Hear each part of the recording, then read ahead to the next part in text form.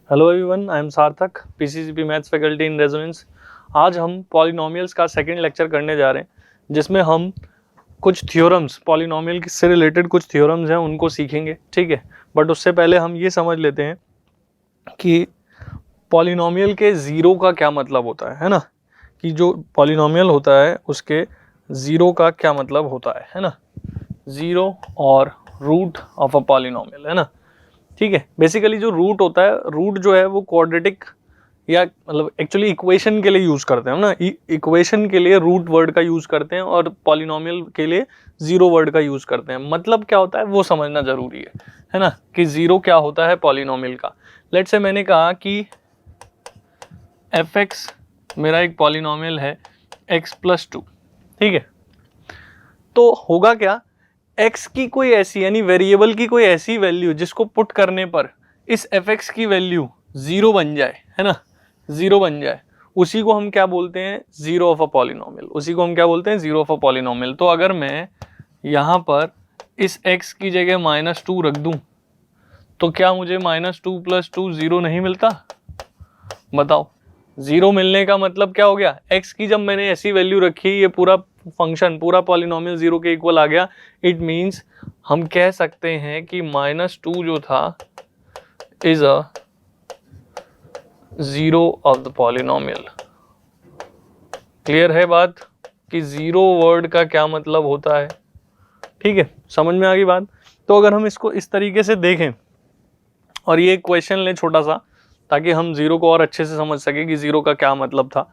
ठीक है, कि x = 2 और x = 0 जो है, ये जीरोज हैं, ये दो जीरोज हैं इस पॉलिनोमियल के। That is 2x³ - 5x² + ax + b। तो हमें फाइंड क्या करना है, ये a और b की वैल्यू फाइंड करनी है। ठीक है, अब अगर x = 2 इसका जीरो है, व्हाट डज इट मीन? इसका मतलब ये हुआ कि जब आप इस पॉलिनोमियल के अंदर x की वैल्यू पुट करोगे 2, तो ये पूरा जीरो के इक्वल आना चाहिए, है ना। तो इसका ये मतलब होता है कि x की जगह 2 रखते ही वो पूरा जीरो आना चाहिए। सही है क्या? तो एक बार चेक करते हैं, रखते हैं जरा इसको।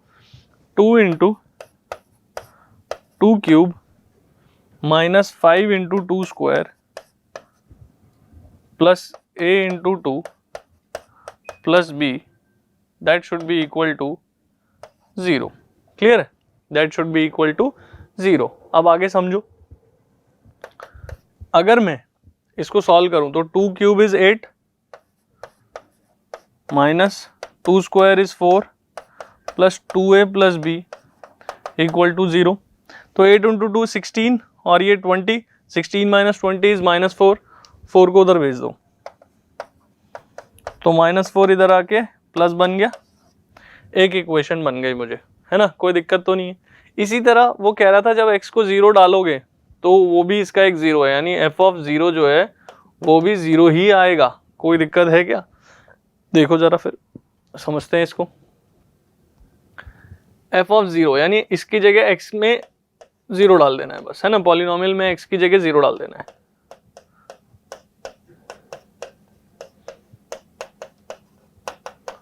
और वो पूरा जीरो के इक्वल आना चाहिए। ठीक है, 0 × एनीथिंग इज 0, 0, 0, 0। तो ये पूरा b ही बचा सिर्फ इधर, तो b की वैल्यू ही आ गई सीधा सीधा, कितना, 0। अगर इस b की वैल्यू को उठा के यहाँ रख दिया जाए, अगर इस b की वैल्यू को उठा के यहाँ रख दिया जाए तो 2a + 0 विल बी 4, तो 2a will be 4, that will give you a = 2। तो मुझे a और b ही तो फाइंड करना था, तो ये दोनों आ गए। तो इस तरीके से जीरो वर्ड जो है उसका मतलब हमने समझा और उसका यूज भी कर लिया कि अच्छा ये मतलब होता है। समझ में आ गई क्या बात? आगे बढ़े।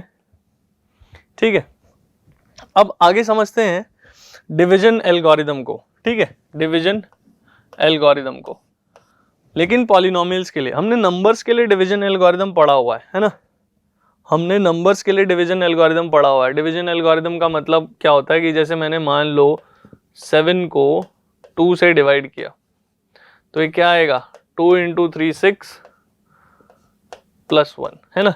तो ये मैंने नंबर्स के लिए पढ़ा था। तो इसको मैं ऐसे लिखता था, 7 = 2 × 3 प्लस रिमाइंडर, है ना। तो ये क्या चीज थी बेसिकली, ये था कि डिविडेंड जो होता है वो divisor into coefficient plus remainder होता है, ठीक है।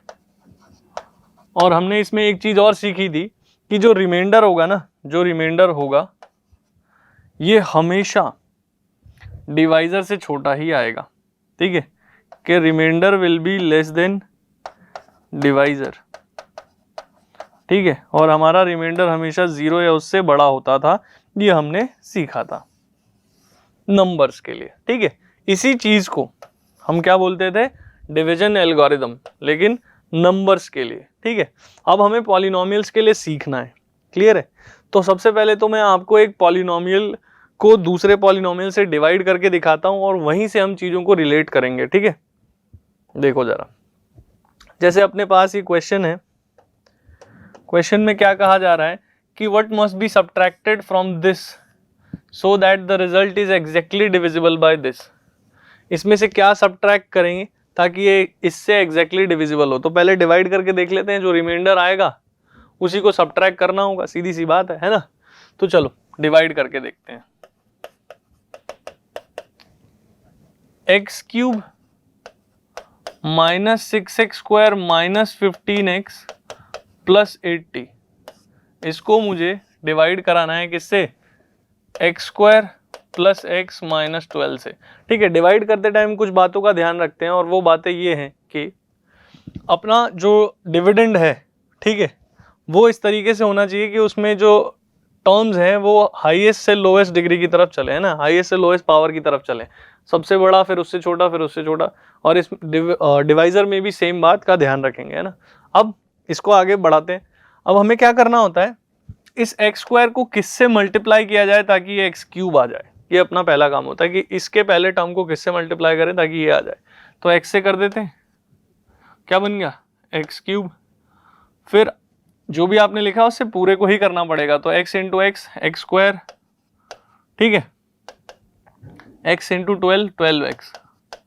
और हम इस तरीके से लिखते हैं कि सेम पावर वाला सेम पावर के नीचे ही लिखा रहे ताकि सब्ट्रैक्ट इजीली हो जाए, है ना। हम सब्ट्रैक्ट कर रहे हैं, सब्ट्रैक्ट लाइक टर्म्स को ही करते हैं, और सब्ट्रैक्ट करते टाइम जो नीचे लिखे होते हैं उनका साइन चेंज हो जाता है, सही है।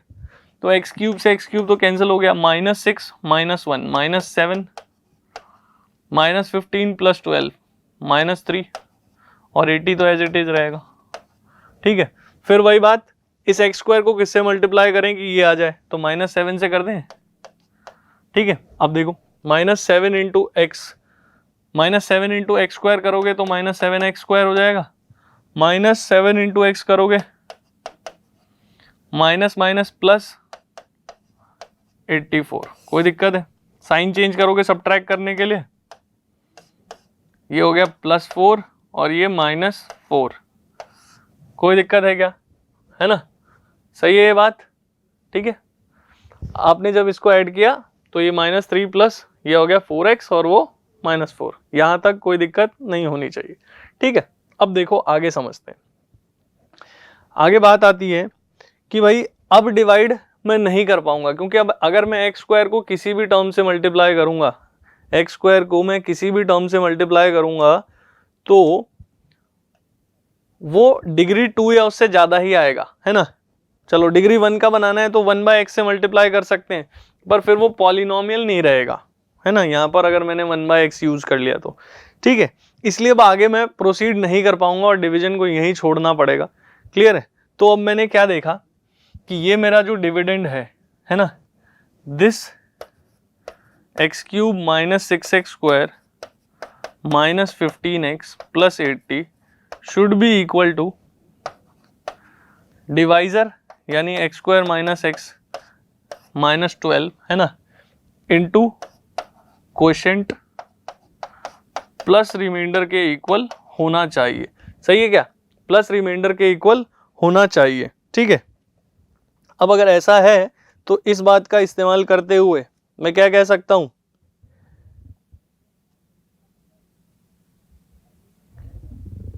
मैं ये कह सकता हूं कि मुझसे पूछा जा रहा था इस क्वेश्चन में फिलहाल तो कि क्या सब्ट्रैक्ट किया जाए इसमें से कि इससे एग्जैक्टली डिविजिबल हो। भाई कोई चीज किसी से एग्जैक्टली डिविजिबल कब होती है? जब रिमाइंडर 0 आ जाए। सही बात नहीं है क्या? जब रिमाइंडर 0 आ जाए तभी तो एग्जैक्टली डिविजिबल होती है। तो आपको ये पार्ट 0 बनाना है, तो आपको ये 0 बनाने के लिए क्या करना होगा? इसको इधर भेज दो। तो अगर मैं इसमें से ये पार्ट सब्ट्रैक्ट कर दूं, है ना, दैट इज 4x - 4 सब्ट्रैक्ट कर दूं, है ना, तो ये जो है, ये जो भी बचेगा वो एग्जैक्टली डिविजिबल होगा कि नहीं? तो इस क्वेश्चन में फिलहाल तो मुझे यही बताना था कि एग्जैक्टली डिविजिबल कब होगा। तो जब रिमाइंडर 0 हो जाए तो एग्जैक्टली डिविजिबल होगा। सही है क्या? ये बातें हम समझ गए, है ना। और देखो, अब इनसे कुछ बातों को हम समझते हैं जो कि एल्गोरिदम में यूज की जाती हैं। ठीक है, देखना ध्यान से। देखो, वो कह रहा है कि अगर px और gx कोई दो पॉलिनोमियल हैं, gx जो है वो 0 नहीं होना चाहिए। 0 से क्योंकि हम डिवाइड कर नहीं पाएंगे, है ना, डिवीजन पॉसिबल नहीं होता 0 से। तो हम कोई we can find polynomial rx and qx such that, है ना, हम इस तरीके से ढूंढ सकते हैं कि px को हम gx into qx plus rx लिख दें। यहाँ पर समझना px क्या है? डिविडेंड, gx क्या है? Divisor, qx quotient, rx remainder है ना, लिखा भी है। ठीक है, अब देखो rx जो है यानी कि रिमाइंडर जो है वो या तो 0 हो सकता है या रिमाइंडर की जो डिग्री है वो इससे डिवाइजर से कम होनी चाहिए, है ना। क्योंकि अगर डिवाइजर जितनी भी डिग्री हुई, भाई जितनी डिग्री डिवाइजर की अगर उतनी भी हुई तो हम आगे डिवीजन को प्रोसीड करेंगे। जैसे ही कम होगा मैं नहीं कर पाऊंगा। सही है, इसलिए रिमाइंडर की जो डिग्री है वो डिवाइजर की डिग्री से कम होनी चाहिए। सीधी सी बात है, क्लियर है। क्योंकि अगर इक्वल भी हुई तो मैं उस टाइम पर एक स्टेप और आगे प्रोसीड करता हूँ। क्लियर है, सही समझ में? यहाँ तक बात तो कोई दिक्कत नहीं होगी, यहाँ तक सब समझ में आ गया होगा। ठीक है, आगे बढ़ते हैं। नेक्स्ट में क्या कह रहा है कि अगर rx 0 हुआ, rx का मतलब रिमाइंडर, रिमाइंडर 0 हुआ, रिमाइंडर 0 होना मतलब एग्जैक्टली डिविजिबल। एग्जैक्टली डिविजिबल मतलब यूं कह सकते हैं ना, फैक्टर है। सही बात नहीं है क्या? अगर यहीं पर 6 को 2 से डिवाइड कराया होता तो 2 3 जा 6 और ये 0 आ जाता, एग्जैक्टली डिविजिबल है। तो यूं नहीं कह सकते क्या कि ये 2 जो है 6 का फैक्टर है, हाँ या ना?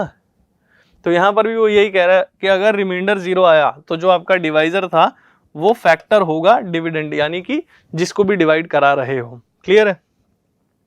सेकंड बात हम जो ध्यान रख सकते हैं कि अगर px जो है gx से बड़ी डिग्री का है, वैसे भी जिसको डिवाइड कराना है वो डिवाइजर से बड़ी डिग्री या उसके बराबर डिग्री का ही होना चाहिए, क्योंकि छोटी डिग्री का हुआ तो डिवीजन तो पॉसिबल ही नहीं है ना, हाँ है ना। अगर भाई जो अंदर लिखा है डिविडेंड उसकी डिग्री इससे कम हुई तो मैं डिवाइड ही नहीं कर पाऊंगा ना, मैं तो छोड़ ही दूंगा। सही बात है क्या? तो या तो जो अपना डिविडेंड होता है उसकी डिग्री डिवाइजर से बड़ी होती है या बराबर होती है, ये ना, ये दो बातें होती हैं इसमें। तो अगर बड़ी हुई तो क्या होगा? बड़ी हुई तो जो क्वोशिएंट होगा ना उसकी डिग्री इन दोनों के डिफरेंस के इक्वल होगी। देखो यहां से समझ सकते हो भाई, इसकी डिग्री कितनी थी 3, इसकी डिग्री कितनी थी 2, ठीक है, बड़ा था। तो क्वोशिएंट की डिग्री बतानी है तो आप सीधा इन दोनों के डिग्री का डिफरेंस देख लो, 3 - 2 1। क्यों? क्योंकि इनके प्रोडक्ट से ही तो उसको आना है, इनके प्रोडक्ट से ही तो इसको आना है, और जब प्रोडक्ट करते हैं तो पावर्स ऐड ही तो होती हैं। तो इस वजह से इसकी जो भी डिग्री है वो इसमें से इसको सब्ट्रैक्ट करके सीधा सीधा निकल जाएगी, हाँ है ना। क्लियर है क्या? यही बात वो कहना चाह रहा है। ठीक, थर्ड पॉइंट में वो क्या कहना चाह रहा है कि अगर px और gx की डिग्री सेम है, सही है, अगर दोनों की डिग्री सेम है तो क्वोशिएंट की डिग्री 0 होगी। जाहिर सी बात है, क्योंकि क्वोशिएंट की डिग्री जो थी वो उन दोनों के डिफरेंस से आती थी। अब दोनों की डिग्री सेम हो गई तो 0 ही होगा। और रिमाइंडर की डिग्री डिवाइजर की डिग्री से कम होगी, है ना, ये तो हमेशा ही होगा, है ना, ये तो हमेशा ही होगा, इसमें तो कोई बड़ी बात नहीं है। क्लियर, ये हमेशा ही होता है, हर केस में होता है। ठीक, तो ये डिवीजन एल्गोरिदम समझ में आया होगा आपको, है ना। आगे बढ़ते हैं। डिवीजन एल्गोरिदम जब मैंने सीख लिया तो इसका इस्तेमाल करके मैं रिमाइंडर थ्योरम को बहुत आसानी से समझ सकता था। वो क्या कहता है ये समझते हैं पहले। रिमाइंडर थ्योरम का कहना है कि अगर कोई px पॉलिनोमियल है जिसकी डिग्री ग्रेटर देन और इक्वल टू 1 है ना, पॉलिनोमियल जिसकी डिग्री 1 या उससे कुछ भी बड़ी हो, है ना, जरा भी बड़ी हो, ठीक है, और a कोई भी एक रियल नंबर है, ठीक है। अगर उस px को आपने x माइनस a किसी भी लीनियर पॉलिनोमियल, बेसिकली ये कहना क्या चाहता है कि किसी भी लीनियर पॉलिनोमियल से अगर आपने उसको डिवाइड करा दिया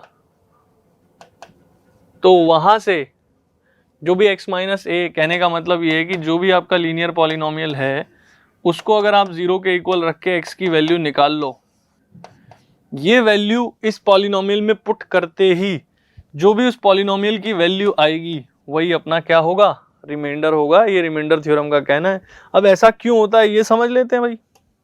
देखो px कोई पॉलिनोमियल था, हमने इसको किसी भी लीनियर से डिवाइड कराया तो कुछ क्वेश्चन आएगा और कुछ रिमाइंडर आएगा। अब बात आई रिमाइंडर की, तो जो डिवाइजर है ये है लीनियर भाई, तो लीनियर है तो डिवाइजर लीनियर होने का मतलब रिमाइंडर की डिग्री उससे कम होना, तो रिमाइंडर की डिग्री तो 0 ही होगी, यानी रिमाइंडर x से फ्री होगा, उसमें x नहीं आएगा। सही है क्या? ठीक है। अब मुझे क्योंकि रिमाइंडर फाइंड करने के लिए बोला गया था, तो अगर मैं इसको 0 बना दूं तो खाली रिमाइंडर ही तो बचेगा इस तरफ। सही बात है क्या? अब समझना, q को मैं जानता नहीं हूं कि क्या है, डिवाइजर मैं जानता हूं, तो अगर मैंने डिवाइजर को 0 बना दिया, डिवाइजर 0 कब बनेगा, जब ये पूरा 0, यानी x की वैल्यू तब क्या होनी चाहिए, a। तो अगर मैं इसमें x की जगह a डाल दूं तो ये तो बन गया 0 और इधर बचा r, तो p ऑफ a ही क्या होगा, r होगा। p ऑफ a ही क्या होगा, r होगा। कोई दिक्कत है क्या? यही अपना रिमाइंडर होगा। सही है बात, समझ गए? ठीक, आगे बढ़ते हैं। अब देखो इसको कैसे समझ सकते हैं, कैसे यूज कर सकते हैं, तो वो हम एक क्वेश्चन में समझेंगे।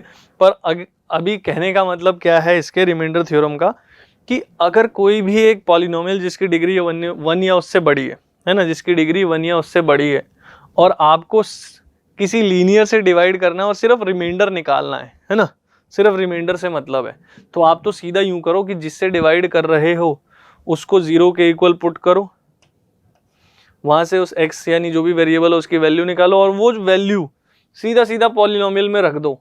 उस पॉलिनोमियल की जो भी वैल्यू आएगी वही रिमाइंडर है। ठीक, यही कहना चाहता था रिमाइंडर थ्योरम में वो। ठीक, इसी के जैसा एक थ्योरम था फैक्टर थ्योरम, है ना, फैक्टर थ्योरम। इसका क्या कहना है, सेम बात कि px अगर कोई भी पॉलिनोमियल है जिसकी डिग्री 1 या उससे बड़ी है ना, और a कोई भी रियल नंबर है, तो such that p of a 0 है ना। लेकिन इसमें क्या कह रहा है, अगर p ऑफ a 0 है तो आप x माइनस a को उसका फैक्टर कह सकते हो। सही है, x माइनस a को फैक्टर कह सकते हो। देखो भाई, किसी पॉलिनोमियल को दूसरे पॉलिनोमियल का फैक्टर तब कहते हैं जब रिमाइंडर कितना है, रिमाइंडर कितना है, 0। सही है क्या? तो आप खुद ही देखो ना यार, px को जब x माइनस a से डिवाइड कराते हैं हम, है ना, तो कुछ रिमाइंडर आता है। और अभी रिमाइंडर थ्योरम ने मुझे क्या बताया, रिमाइंडर थ्योरम ने मुझे बताया कि जो रिमाइंडर आता है ना वो p ऑफ a ही आता है। आता है कि नहीं? रिमाइंडर जो है वो p ऑफ a ही आता है। ठीक, अब p ऑफ a अगर रिमाइंडर है तो मैं यहां पर p ऑफ a रखूंगा, यानी x की जगह a डालना पड़ेगा मुझे, है ना। और साथ ही साथ वो ये भी कह रहा है कि p ऑफ a 0 है। चलो, p ऑफ a कितना है, 0 है। रिमाइंडर की जगह p ऑफ a डालना है और p ऑफ a मुझे बताया जा रहा है 0 है, तो रिमाइंडर 0 आने का क्या मतलब होता है भाई, कि जिससे डिवाइड कर रहे हो वो फैक्टर होगा। ये क्या बन गया, फैक्टर बन गया। हाँ, है ना, समझ गए क्या? तो फैक्टर थ्योरम का सिंपल सा ये कहना था कि रिमाइंडर कितना आएगा, 0, और रिमाइंडर निकालना तुमने सीख ही लिया है, p ऑफ a रिमाइंडर होता है। तो वो ये कह रहा था कि p ऑफ a 0 होगा तो वो फैक्टर है, और अगर फैक्टर है तो p ऑफ a 0 होगा, है ना। कन्वर्स में उसने ऐसा कहा कि अगर इसको आप कह रहे हो कि इसका फैक्टर है तो p ऑफ a की वैल्यू 0 आएगी, है ना। इसका मतलब आप फैक्टर कह रहे हो तो रिमाइंडर 0, है ना। भाई अगर मैं कह रहा हूं कि x माइनस a फैक्टर है, अगर मैं कह रहा हूं कि x माइनस a फैक्टर है, तो इसका मतलब रिमाइंडर तो मैं कुछ रखूंगा ही नहीं। और मैंने रिमाइंडर थ्योरम में सीखा है कि रिमाइंडर ही p ऑफ a होता है, और आप कह रहे हो रिमाइंडर कुछ आएगा नहीं, तो मतलब p ऑफ a कितना आएगा, 0, हाँ है ना, समझ गए। तो ये फैक्टर थ्योरम का कहना है कि अगर फैक्टर है तो रिमाइंडर 0 आएगा, और रिमाइंडर P ऑफ A होता है, ये रिमाइंडर थ्योरम ने सिखा दिया था। तो अगर फैक्टर है तो P ऑफ A 0 आएगा, और अगर रिमाइंडर 0 आया मतलब P ऑफ A 0 आया तो फैक्टर है। समझ गए, इतनी सी बात थी फैक्टर थ्योरम की। अब देखो इसको समझते हैं, क्वेश्चन को किस तरीके से कर सकते हैं। क्वेश्चन में बोल रहा है कि find the values of k for which this is exactly divisible by this. ये कोई पॉलिनोमियल है जो कि x+2 से एग्जैक्टली डिविजिबल है, बट नॉट बाय x+3, और x+3 से एग्जैक्टली डिविजिबल नहीं है, तो k की वैल्यू क्या होनी चाहिए। ठीक है भाई, x+3 से x+2 से एग्जैक्टली डिविजिबल मतलब रिमाइंडर कितना आना चाहिए, 0। ठीक है, कोई भी polynomial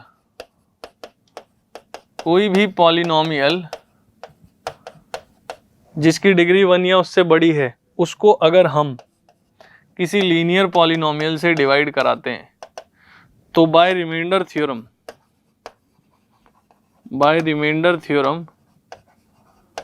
we can say that कि जिससे आपको डिवाइड कराना है वहां से तो आप x की वैल्यू निकालो और वो सीधा पॉलिनोमियल में डालो, वही रिमाइंडर आएगा। और हमसे बोला जा रहा है कि ये तो एग्जैक्टली डिविजिबल है भाई, तो x+2 से जब रिमाइंडर निकाल रहा होऊंगा तो वो 0 ही आना चाहिए। ठीक है, तो रिमाइंडर 0 आना चाहिए इसमें डालने पर, x की जगह -2। सही है क्या, तो डाल देते हैं भाई।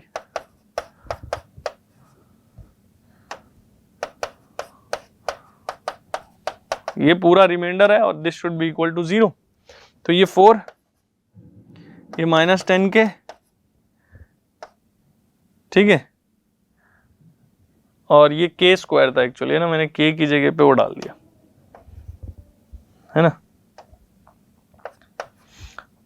प्लस k² प्लस 5, है ना, तो ये बन गया k² -10k और 5 + 4 9। ठीक है, अब ये क्या है, क्वाड्रेटिक है जिसको हम सॉल्व करके k की वैल्यूज फाइंड कर सकते हैं ना।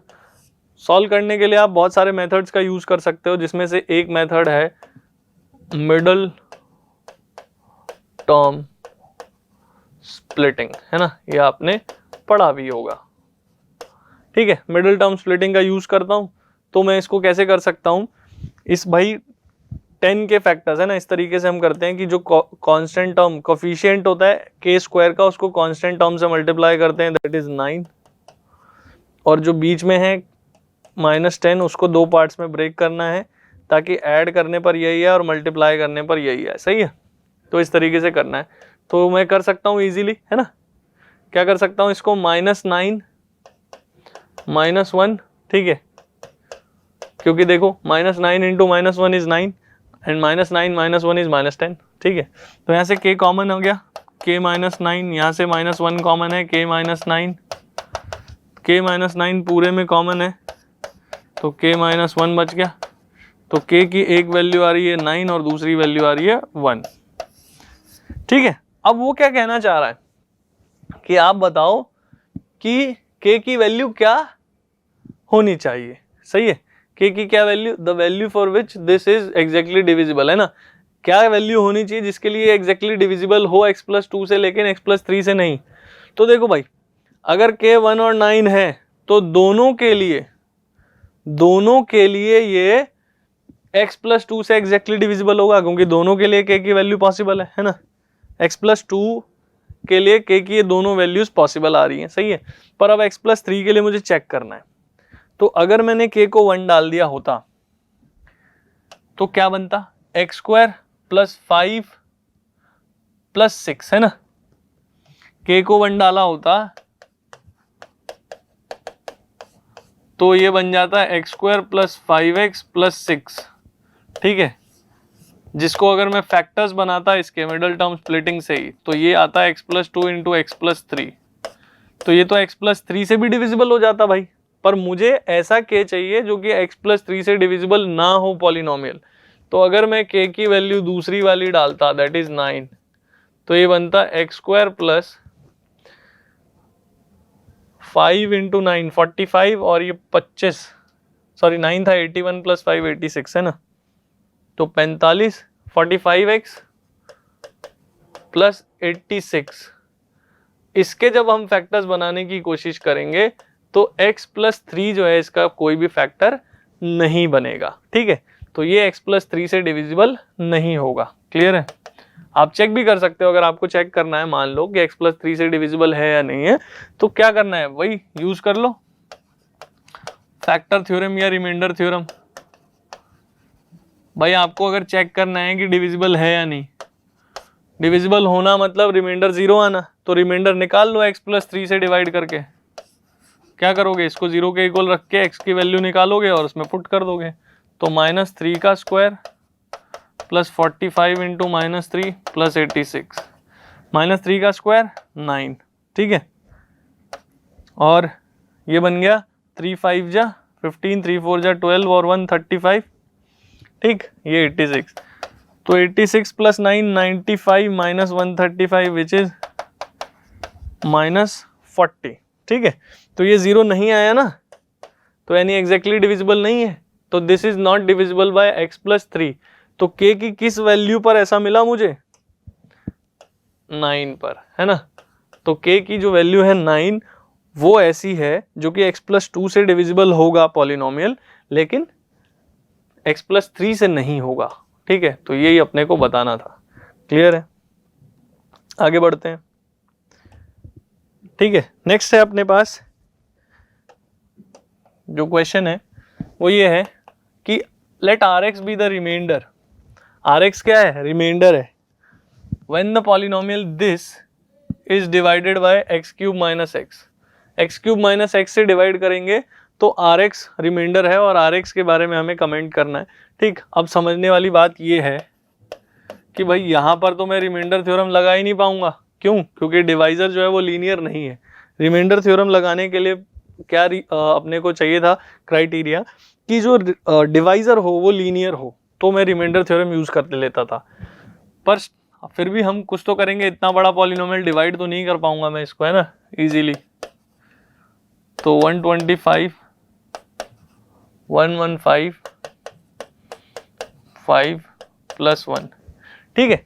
इसको जब मैं एक्स क्यूब माइनस एक्स से डिवाइड करूंगा तो कुछ क्वेश्चन आएगा और कुछ रिमाइंडर आएगा, पर मैं जानता हूं कि ये क्यूबिक है तो रिमाइंडर इससे छोटी डिग्री का ही होगा, यानी रिमाइंडर मैक्सिमम कितना हो सकता है, क्वाड्रेटिक। और क्वाड्रेटिक का स्टैंडर्ड फॉर्म मैं जानता था कि ये होता है, ठीक है। तो ये हो सकता है ये या इससे छोटा ही होगा, मतलब डिग्री 2 या उससे कम डिग्री का ही होगा, पर ऑप्शन में चारों ही है ना, तो वो देखना पड़ेगा। अब हमें क्या करते हैं, चलो अब इसको मैं फैक्टर बनाता हूं। भाई इसको तो मैं ऐसे लिख सकता हूं, x कॉमन लिया तो x स्क्वायर माइनस 1, है ना, और x स्क्वायर माइनस 1 को मैं x minus 1 into x plus 1 लिख सकता हूं, ठीक है क्या, बाकी सेम, सही है क्या, कोई दिक्कत है। अब देखो मुझे निकालना है ABC, मुझे ABC निकालना है। अगर ABC आ गया तो ये रिमाइंडर नहीं आ जाएगा पूरा पूरा, हाँ है ना। तो ABC निकालने के लिए अगर मैं इस चीज को 0 बना दूं तो मेरे पास सिर्फ रिमाइंडर ही तो बचेगा, हाँ है ना। तो ये तो 0 मैं बहुत बार बना सकता हूं यार। अगर मैं इसको 0 बनाना चाहता हूं तो ये कब कब बना सकता हूं, x को 0 डाल दो ये पूरा 0 बन जाएगा, x को 1 डाल दो ये पूरा 0 बन जाएगा, x को -1 डाल दो ये पूरा 0 बन जाएगा, हाँ है ना।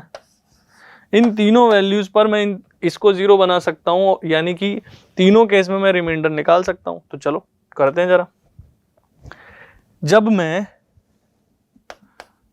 x को 0 रखूंगा तो लेफ्ट साइड देखो जरा, 0 0 0 0 1, सही है क्या, सिर्फ कितना आएगा 1, और राइट साइड में ये पूरा 0 बन जाएगा यहां तक, a into 0 b into 0 plus c, सिर्फ c बचेगा।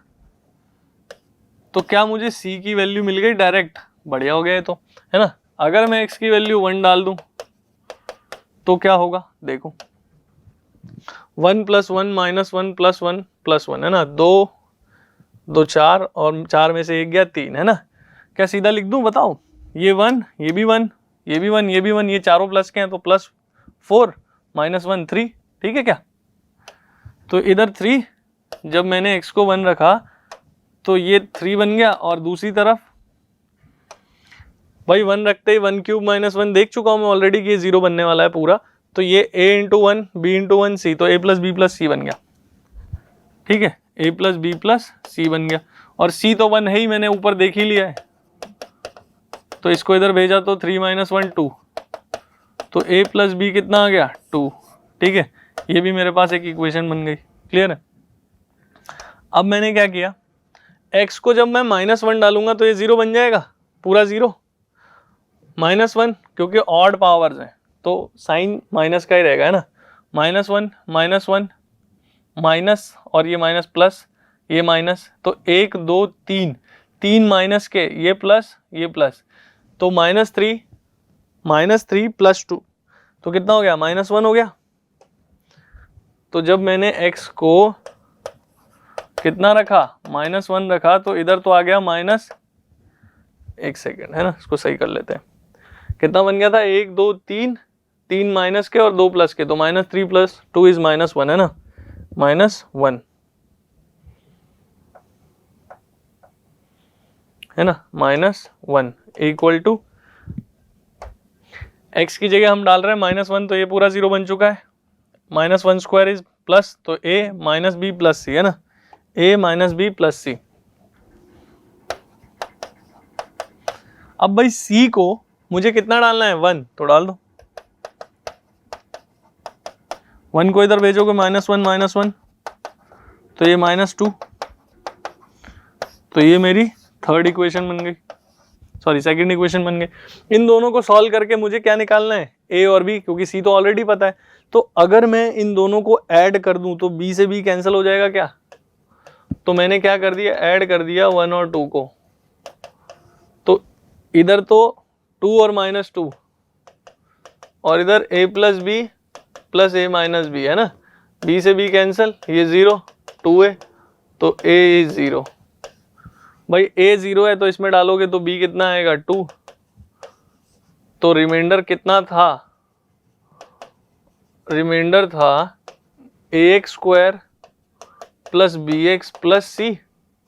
सही है क्या, a आया है 0, b आया है 2, c आया है 1, तो remainder at the end 2x plus 1 आ गया, जो कि कैसा है, ये एक लीनियर पॉलिनोमियल है कि नहीं, क्योंकि इसकी डिग्री 1 है, तो रिमाइंडर अपना जो होगा वो लीनियर होगा, और हमसे यही पूछा जा रहा था, तो हम ऑप्शन पे चलते हैं। पहला ऑप्शन था Rx is the zero polynomial, मतलब जीरो होता Rx, Rx is non zero constant, मतलब कोई कॉन्स्टेंट होता लेकिन जीरो को छोड़ के, डिग्री ऑफ Rx इज 1, है ना, तो यही तो आया है, ये अपना सही आंसर हो जाएगा। क्लियर है, ठीक है। तो ये हमारा रिमाइंडर थ्योरम, फैक्टर थ्योरम और डिवीजन एल्गोरिथम था। आई होप ये सभी चीज़ें आपको समझ आई होंगी। That's all for the day, thank you.